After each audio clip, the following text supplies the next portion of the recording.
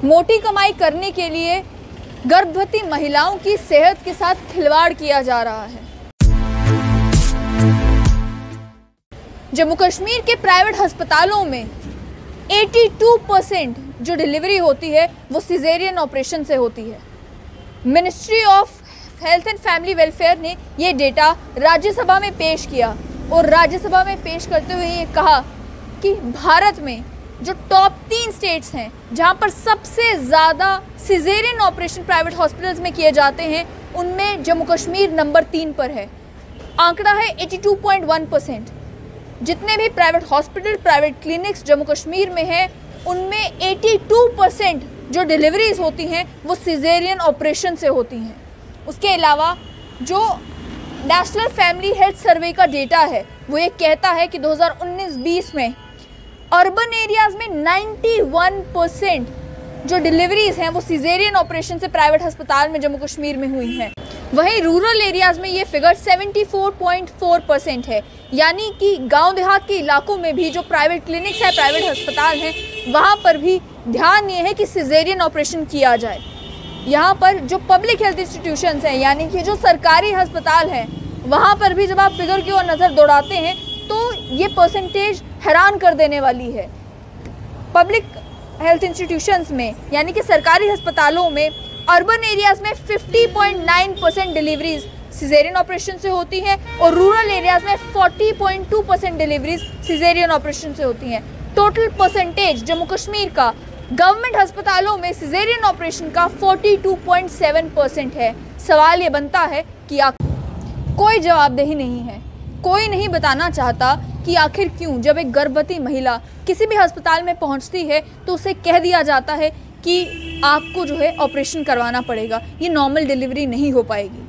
कोई भी ये नहीं कैमरा पे आकर ये कहना चाहता कि सिजेरियन बर्थ इतने ज़्यादा जम्मू कश्मीर में ही क्यों हो रहे हैं। भारत में कितनी सारी स्टेट्स और यूनियन टेरिटरीज़ हैं, उन स्टेट्स और यूनियन टेरिटरीज़ में जम्मू कश्मीर नंबर 3 पर क्यों आ रहा है। और कोई भी ये कहने को तैयार नहीं कि असली कारण क्या है। क्या कोई नेक्सस चल रहा है, क्या कोई फाइनेंशियल इंसेंटिव है जिसकी वजह से सिजेरियन ऑपरेशन करने के ऊपर जो है वो जोर दिया जा रहा है। क्या कारण है कि मेरे साथ हैं समाज सेवक रमन शर्मा। रमन जी, ये जो फिगर्स हैं कितनी स्टार्टलिंग है कि देखिए, एक तरफ तो हमारी जो सरकारें हैं, चाहे वो केंद्र सरकार है या राज्य सरकार है, वो ये कहती है कि बर्थ जो है, डिलीवरी जो हो बेबीज़ की, वो इंस्टीट्यूशनलाइज हो, और लोग भी ये कोशिश करते हैं आजकल कि इंस्टीट्यूशनलाइज बर्थ हो। लेकिन ये बड़ा अनफॉर्चुनेट है जो फिगर्स आपने शेयर किए हैं और जो राज्यसभा में 2 तारीख को जवाब दिया है हेल्थ मिनिस्ट्री ने, उसमें शॉकिंग ये है कि 80% जो हमारी डिलीवरीज़ हैं जो प्राइवेट हॉस्पिटल्स में होती हैं वो सिजेरियन होती हैं। So that is really shocking. मुझे लगता है कि क्या कारण रहा, क्या इसके पीछे कोई साइंटिफिक रिसर्च अगर हमारी गवर्नमेंट करवाए, या उससे पहले मुझे लगता है कि एक्सपर्ट्स की कमेटी बनाए जिसमें हेल्थ एक्सपर्ट्स हों, डॉक्टर्स हों, ये मालूम किया जाए कि क्या ऐसी कोई प्रॉब्लम रहती है जम्मू कश्मीर में महिलाओं में कि उनके लिए सिजेरियन होना ही ज़रूरी है, और कुछ ऐसी सुजेशन दी जाएँ कि प्री बर्थ यानी कि जब कंसीव कर लेती हैं फीमेल्स, तो डिलीवरी से पहले क्या प्रिकॉशंस लिए जाएँ। तो गवर्नमेंट को इस चीज़ के बारे में ज़रूर सोचना चाहिए। और कहीं ना कहीं मुझे अगर ये भी लगता है कि इसमें जो हमारे प्राइवेट हॉस्पिटल्स हैं, क्योंकि जब सरकारी हॉस्पिटल में जाते हैं तो वो आंकड़ा कम हो जाता है सिजेरियन का 40% के करीब बिल्कुल, लेकिन जैसे ही आप किसी प्राइवेट हॉस्पिटल में या क्लिनिक में एंटर करते हैं तो आपका आंकड़ा बढ़ जाता है। तो कहीं ना कहीं ये साफ लगता है इसमें कि जो डॉक्टर्स हैं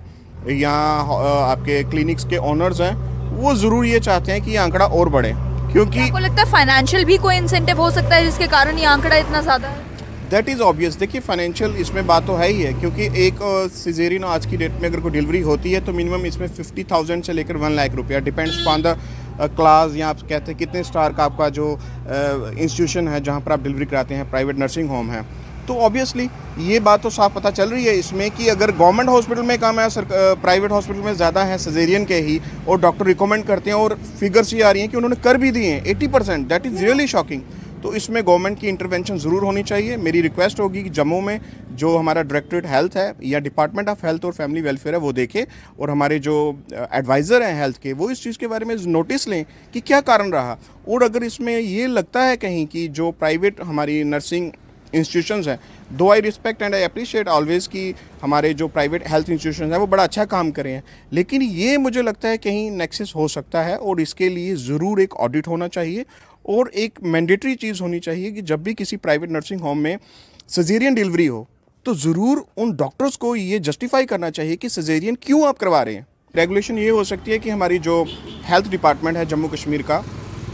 वो एक कमेटी बनाएं और ऑनर्स रखें प्राइवेट क्लिनिक्स के ऊपर। They have to justify, they must justify कि सिजेरियन ऑपरेशन क्यों किया। देखिए डाटा जो है हर महीने या हर हफ्ते ये डाटा जो है फोर्टनाइटली डाटा जो है सरकार हमारी इनसे मांगे प्राइवेट हॉस्पिटल से, और ये उनसे ज़रूर कहे कि whenever you are doing this caesarean delivery तो उसका जस्टिफाई ऑनर्स जो है वो डॉक्टर्स के ऊपर होना चाहिए। या दूसरा इसका मैकेनिज्म ये बना सकते हैं कि एक टीम ऑफ एक्सपर्ट्स जिसमें 2 या 3 डॉक्टर्स हों, लेकिन वो रोस्टर पे रहें। ये ना हो कि किसी का कोई केस आया अगर कोई रिकमेंड किया प्राइवेट क्लिनिक ने किसी डॉक्टर ने कि सिजेरियन होना चाहिए, तो उसमें ज़रूर ये होना चाहिए कि एक सेकंड ओपिनियन जो आपने कहा फैमिली ना ले सकती है, फैमिली नहीं लेगी सेकंड ओपिनियन, क्लिनिक को मैंडेटरी होना चाहिए कि वो हमारे गवर्नमेंट मेडिकल कॉलेज में या डायरेक्टरेट अगर कोई भी ऐसी बॉडी बनाती है जिसमें एक्सपर्ट्स लोग होते हैं, उनसे एक सेकंड ओपिनियन क्लिनिक को लेना चाहिए। ये जस्टिफाई है, इसमें लोगों के ऊपर ऑनर्स नहीं डाल सकते। इस मामले में हमने कोशिश की कि हम जम्मू कश्मीर के जितने भी गायनोकोलॉजिस्ट हैं उनसे बात करने की कोशिश करें, चाहे वो सरकारी अस्पताल के हों चाहे वो प्राइवेट हों, लेकिन वो कैमरे पर आने के लिए तैयार नहीं और वो इस बारे में बात करने के लिए तैयार नहीं। तो आपको क्या लगता है क्या दर्शाता है? The reason is very obvious. As a sincere journalism आपने उनसे अगर राय जानने की कोशिश की, उनका भी व्यू क्या है, क्योंकि एक्सपर्ट ओपिनियन वो दे सकते थे, और अगर वो छुप रहे हैं इस चीज़ के लिए नहीं बोल रहे हैं, प्राइवेट जो लोग हैं उनकी बात तो मैं समझ सकता हूँ, लेकिन अगर सरकारी जो सिजेरियंस हैं, दो I respect doctors a lot, लेकिन अगर वो भी इस इतने इंपॉर्टेंट इशू के ऊपर सामने नहीं आना चाहते तो रीज़न साफ है, गवर्नमेंट को इस चीज़ के बारे में और ज़्यादा प्रोएक्टिव हो जाना चाहिए और समझ जाना चाहिए कि ये ज़रूर एक डीप नेक्सस तो है। मेरे साथ बात करने के लिए हैं एडवोकेट मीनू पाधा, सोशल एक्टिविस्ट भी हैं और वुमेन इश्यूज़ को लेकर बहुत ज़्यादा एक्टिव हैं। मीनू, आपसे ये जानना चाहूँगी कि ये जो ट्रेंड देखने को मिल रहा है, ये ट्रेंड कितना स्टार्टलिंग है? देखिए, सबसे पहले तो जब मैं इस टॉपिक के बारे में थोड़ा रिसर्च कर रही थी तो देन मेरे को ये पता चला कि ऐसा मतलब इतना ज़्यादा पिछले कुछ सालों में अगर हम देखें तो उससे इतने ज़्यादा एकदम से राइज़ हुए हैं ऐसे केसेस। नॉर्मल डिलीवरी जो है, जो एक नॉर्मल डिलीवरी से बच्चा पैदा होता है, वो चीज़ जो है आजकल कम देखने को मिल रही है। सिजेरियन ऑपरेशन में इतना सारा राइज, और जो जम्मू कश्मीर के फैक्ट्स जो मैंने रिसेंट देखे वो तो एकदम इतने स्टार्टलिंग हैं कि मतलब मुझे समझ नहीं आ रहा है कि what are the reasons behind कि ये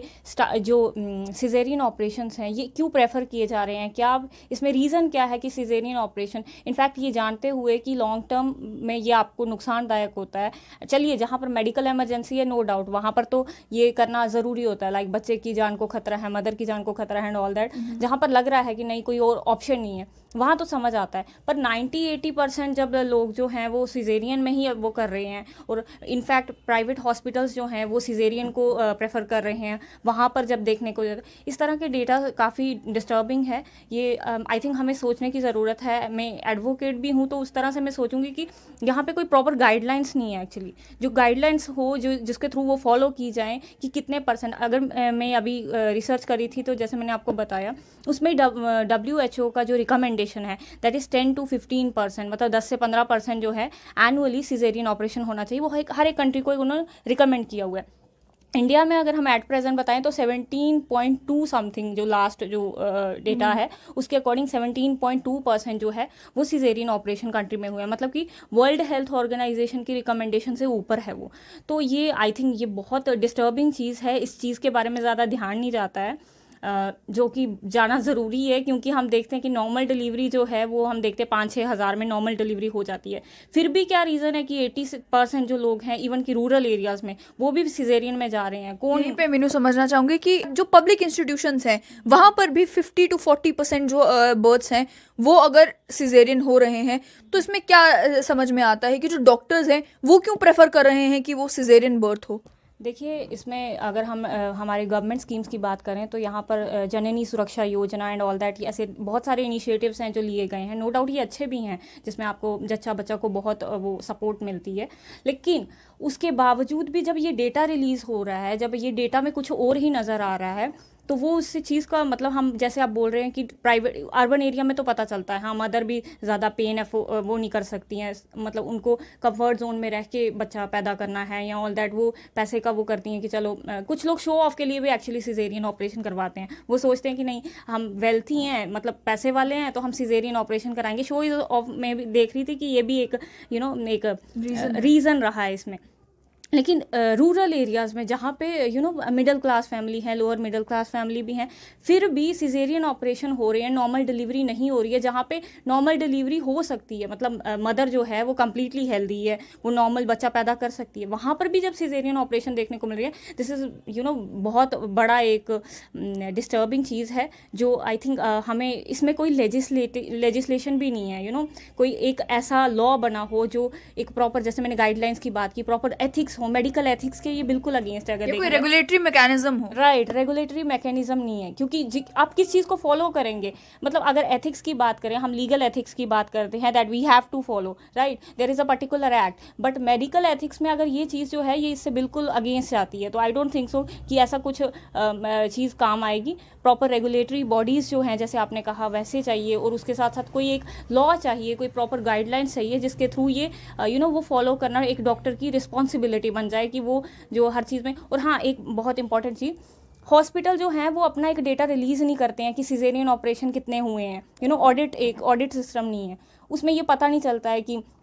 किस हॉस्पिटल में सिजेरियन ऑपरेशन कितने हुए हैं। वो सिर्फ अपने शेयर्स रखे होते हैं डॉक्टर्स ने अपने, कि हाँ आप, हम भी अगर मेडिकल कहीं भी दिखाने जाएंगे तो डॉक्टर क्या कहते हैं कि आप उस पर्टिकुलर लेबोरेटरी से आपको टेस्ट करवाना है, तो वो शेयर सिस्टम जो रखा होता है डॉक्टर्स ने, तो दैट इज़ वो चीज़ अच्छी नहीं है, क्योंकि व्हेन यू आर डॉक्टर, आपने MBBS किया हुआ है, आप डॉक्टर हैं, तो इस तरह की एथिकल चीज़ें नहीं होती हैं। That I think medical fraternity को ये देखना चाहिए, they have to follow it. आपने भी अपने रिलेटिव्स में, अपनी फैमिली में कहीं ना कहीं देखा होगा कि किसी की जब डिलीवरी हो रही होती है, क्या एक्सपीरियंस रहता है? एक्चुअली आपने एक्सपीरियंस की बात की है, मैं हाल ही में कोई 1 साल पहले की बात है, मेरे मामी जो हैं वो प्रेग्नेंट थी, तो उनकी डिलीवरी होने वाली थी, तो वो हम हॉस्पिटल में थे, तो मेरे मामू को उन्होंने नर्सेस ने बुलाया कि वो कहते हैं कि डॉक्टर बुला रहे हैं आपको। वो डर गए कि पता नहीं किस रीज़न से बुला रहे होंगे, तो इस रीज़न से बुला रहे होंगे, तो वो डॉक्टर को बुलाने लगे। डॉक्टर ने जब बुलाया तो वो कहते हैं कि एवरीथिंग इज़ नॉर्मल, लेकिन हमें जो है वो सिजेरियन ऑपरेशन करना पड़ेगा, मदर जो है वो पूरी तरह से टायर्ड है इस टाइम, और बेबी भी टायर्ड है। तो अब कोई भी फादर है वो इस टाइम क्या बोलेगा, ना तो बोलेगा नहीं, उसको ऑब्वियसली हाँ ही बोलना पड़ेगा, और उन्होंने बोला और सिजेरियन ऑपरेशन करना पड़ा। तो इसके लिए यही है कि जब कोई रीज़न बचा नहीं है, जहाँ पर इमरजेंसी है वहाँ पर तो चलो दिखता है, लेकिन जहाँ पर नहीं है इमरजेंसी जैसी सिचुएशन, वहाँ पर भी अगर आप सिजेरियन ऑपरेशन करते रहेंगे तो डेटा तो इंक्रीज़ होता ही जाएगा। एंड आई थिंक हम प्लेनेट में कोई ऐसी कंट्री ना बन जाए नंबर 1 पे जहाँ पे कोई भी बच्चा नॉर्मल डिलीवरी से पैदा हो ही नहीं रहा है वो। और इसके तो प्रोज एंड कॉन्स भी बहुत हैं, इनफैक्ट इसके बहुत सारे साइड इफ़ेक्ट्स भी होते हैं बाद में लॉन्ग टर्म अगर देखा जाए। मदर को और बच्चे को ओबेसिटी होने के चांसेस होते हैं, और एस्थमा वगैरह, एलर्जिक वगैरह ये चीज़ें होने की चांसेस होते हैं। तो इसमें कंट्रोल करने की ज़रूरत है। आखिर में हमने कोशिश की कि हम डिफरेंट गायनेकोलॉजिस्ट से बात करें और उनसे समझें कि किन सिचुएशंस में आपको सिजेरियन करना ज़रूरी हो जाता है, लेकिन ना ही कोई ऐसा गायनेकोलॉजिस्ट जो गवर्नमेंट हॉस्पिटल में काम कर रहा है, ना ही कोई ऐसा गायनेकोलॉजिस्ट जो प्राइवेट क्लिनिक्स में काम कर रहा है वो कैमरा पे आने के लिए तैयार हुआ। तो ये क्या शो करता है? देखिए, मैं ऐसे डायरेक्टली तो नहीं बोलूँगी, लेकिन हाँ ये चीज़ यही शो कर रहा है कि वो अपने ही, उनको कहीं ना कहीं पता है कि where they are wrong, actually वो कहाँ गलती कर रहे हैं। तो मेडिकल फ्रेटर्निटी से तो मेरी यही दरख्वास्त है कि एथिक्स के अंदर अपने काम करें। एंड गवर्नमेंट की ये रिस्पॉन्सिबिलिटी है कि law, there should be a law, एक लॉ होना चाहिए जिसको फॉलो करने के लिए हम भी, राइट टू एजुकेशन होता है हमारे पास। अगर राइट टू एजुकेशन में एक मदर है, उसके चांस वो मांग सकती है, अब उसका वो ऑपरेशन कर रहे हैं ऑल दैट जो भी है, उस बॉडी तो उसी के, बेबी भी उसका, उससे ही नहीं पूछेंगे कि भाई तुम्हारा ऑपरेशन करें या तुम्हारी नॉर्मल डिलीवरी करें। वो नॉर्मल डिलीवरी करा सकती है, लेकिन तुम लोग उसका झट से सिजेरियन ऑपरेशन कर दोगे, तो that is not the right thing. Rajya Sabha में जब ये सवाल पूछा गया minister of health and family welfare से कि क्या कारण है देश भर में सिजेरियन ऑपरेशंस बढ़ रहे हैं, तो जवाब में ये बताया गया कि पहले 27.7% जो नेशनल फैमिली हेल्थ सर्वे 3 था उसमें सिजेरियन बर्थ्स बताए गए थे पूरी कंट्री में, लेकिन ये परसेंटेज बढ़कर 40.9% हो गया। और मैं बात कर रही हूँ प्राइवेट हेल्थ फैसिलिटीज़ की, यानी कि प्राइवेट हेल्थ फैसिलिटीज़ में फोकस है कि ज़्यादा से ज़्यादा सिजेरियन बर्थ किए जाएं। Ministry of health and family welfare ने ये बताया कि 22 स्टेट्स का सर्वे करने के बाद ये मालूम चला कि जो टॉप 3 स्टेट्स हैं, मैं जम्मू कश्मीर को भी इंक्लूड कर रही हूँ क्योंकि यहाँ पर स्टेट मेंशन किया गया है, जो टॉप 3 स्टेट्स हैं जहाँ पर highest caesarean births private clinics में, प्राइवेट हेल्थ फैसिलिटीज़ में होते हैं, उनमें जम्मू कश्मीर भी एक है। नंबर 1 पर वेस्ट बंगाल है 82.7%, नंबर 2 पर जम्मू कश्मीर है 82.1% और नंबर 3 पर तेलंगाना है 81.5% के साथ। ये भी बताया गया कि ministry of health and family welfare ने ऑलरेडी इस मामले को टेकअप किया है, यानी कि सिजेरियन बर्थ्स क्यों प्राइवेट अस्पतालों में ज़्यादा हो रहे हैं, इस पर ऑलरेडी कमेटी भी बनाई गई है। एक टेक्निकल रिसोर्स ग्रुप बनाया गया है मई 2020 में, जिसमें डेलिब्रेट किया जाएगा कि किस तरीके से सिजेरियन सेक्शन रेट को जो है ऑप्टिमाइज़ किया जाए। उसके अलावा एक एक्सपर्ट कमेटी बनाई गई है दिसंबर 2020 में, जिससे एग्जामिन किया जाएगा स्टेट वाइज कि सिजेरियन सेक्शन अलग अलग अस्पतालों में ज़्यादा क्यों हो रहे हैं। और तीसरे नंबर पर क्वालिटी पैरामीटर्स जो हैं लेबर रूम्स के और मैटरनिटी ऑपरेशन थिएटर्स के, वो भी लक्ष्य इनिशिएटिव के तहत जो है उन्हें भी एनालाइज किया जाएगा, ये पता करने के लिए कि प्रेग्नेंट महिलाओं को क्या क्वालिटी सर्विस दी जा रही है। ये सारे कदम already ministry of health and family welfare उठा रही है, लेकिन क्या जम्मू कश्मीर की सरकार की कोई जिम्मेदारी नहीं बनती? क्या जम्मू कश्मीर की लेफ्टिनेंट गवर्नर की एडमिनिस्ट्रेशन को कोई ऑडिट नहीं करवाना चाहिए ये जानने के लिए कि क्या कारण है कि नेशनल फैमिली हेल्थ सर्वे में जम्मू कश्मीर की फिगर जो है प्राइवेट हेल्थ फैसिलिटीज़ में सिजेरियन बर्थ्स की इतनी ज़्यादा आई है? उसके अलावा क्यों डॉक्टर्स रिकमेंड करते हैं, क्यों गायनोकोलॉजिस्ट रिकमेंड करते हैं फैमिलीज़ को कि ज़्यादा से ज़्यादा सिजेरियन बर्थ करवाए जाएं? 91% अर्बन एरियाज़ में, 74.4% रूरल एरियाज़ में ये फिगर्स जो हैं ये हैरान कर देने वाली हैं। अर्बन एरियाज़ में हो सकता है महिलाएं या उनके परिवार ये कहें कि आप हमारा सिजेरियन बर्थ करवाएं, आप इस महिला का सिजेरियन बर्थ करवाएं, लेकिन रूरल एरियाज़ में तो जो गांव देहात के इलाके हैं उनमें महिलाएं भी और परिवार भी डॉक्टर्स के ऊपर डिपेंडेंट होता है, प्राइवेट हेल्थ क्लिनिक्स के ऊपर डिपेंडेंट होता है कि वो बताएंगे कि किस तरीके से जो है ऑपरेशन करना है या नॉर्मल डिलीवरी करनी है। उन एरियाज़ में परसेंटेज का इतना हाई होना क्या दर्शाता है? कोई जवाबदेही नहीं है, कोई अकाउंटेबिलिटी नहीं है।